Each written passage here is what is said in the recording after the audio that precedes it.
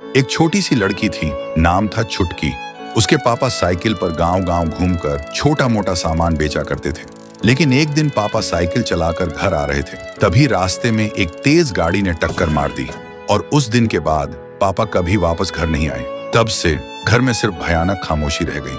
अब माँ को दोनों का पेट पालने के लिए दिन भर लोगों के घर बर्तन साफ करने जाना पड़ता था और छुटकी घर में अकेली रहती थी। छुटकी बहुत छोटी थी, लेकिन उसे पापा की बहुत याद आती थी। उसे याद था कैसे पापा अपनी साइकिल पर उसे और मम्मी को बिठाकर गांव में घुमाया करते थे। एक दिन माँ को काम से लौटने में देर हो रही थी, इसलिए छुटकी घर के बाहर एक पुराने सूखे पीपल के पेड़ के नीचे जाकर माँ का इंतजार करने लगी। तभी उसे एक आवाज सुनाई दी, छुटकी।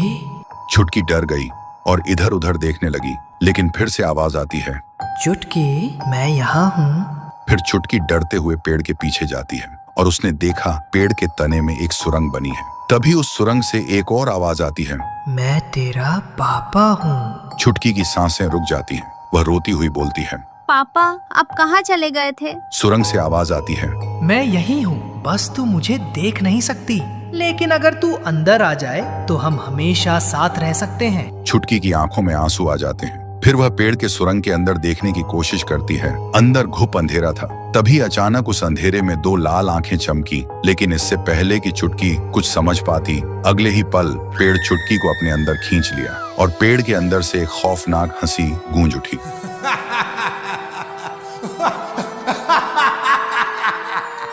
फिर रात को जब माँ घर आती है तो छुटकी को आवाज लगाती है, चुटकी, मेरी गुड़िया, बेटी कहाँ है तू? पर कोई जवाब नहीं आता। फिर वह घबराकर घर के बाहर दौड़ती है, पागलों की तरह हर तरफ ढूंढती है, पड़ोसियों से पूछती है, लेकिन किसी ने कुछ नहीं देखा।